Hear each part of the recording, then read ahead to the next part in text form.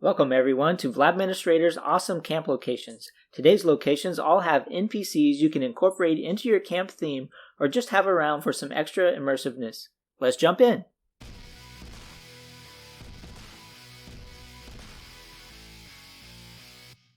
Our first location of the day is with these prospectors out in the forest next to this stream.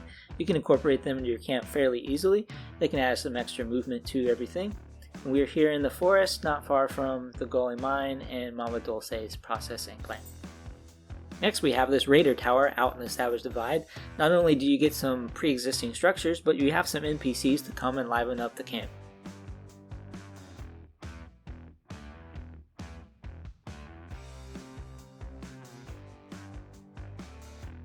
For this one, we're out in the Savage Divide, not far from the Palace of the Winding Path and Sacrament. Next we have these houses and this greenhouse out in the Savage Divide, this time in the far south.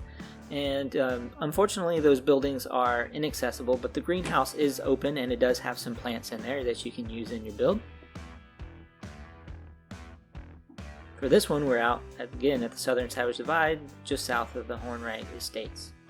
Next, for your Brotherhood fans, this is a downed vertibird in the Cranberry Bog, close to where the Scorch Beast Queen fight is, but this one usually avoids the nuclear blast.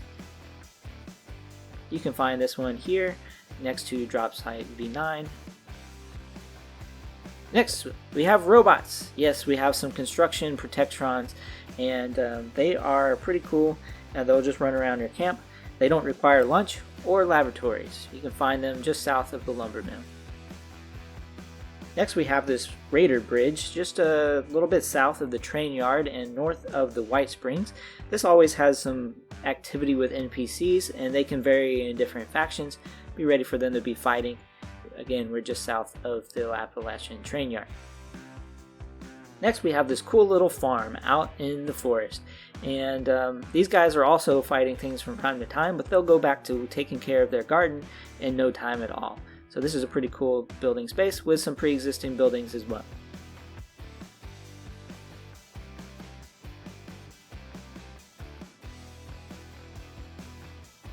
Alright, now next we have this Raider Checkpoint, which is out in the Savage Divide, just to the south of Monaga Mine.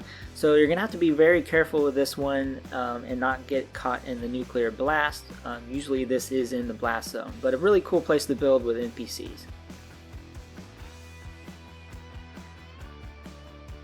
Next, for your Brotherhood fans, we have another Brotherhood Checkpoint. This one is really close to the Atlas Observatory, and you have this cool little checkpoint that you can build on and put into your theme. Alright, our last stop for today is Fritz, and he is at the driving range of the White Springs Golf Course. You can build here, and you have plenty of building space over to the right hand side. But Fritz is an interactable NPC that you can actually talk to. He's a raider pretending to be an old golfer. So he's pretty cool. Add some little bit of levity to your camp.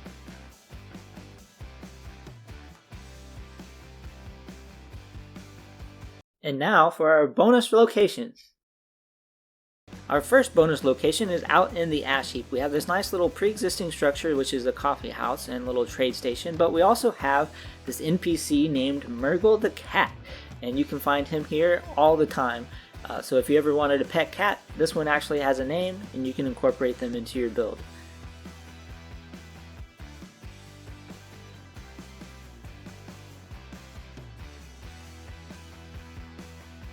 And our last bonus location is for you dog lovers. This dog appears in the mire on top of this little outcrop looking onto Harper's Ferry, and you can find him here on your map.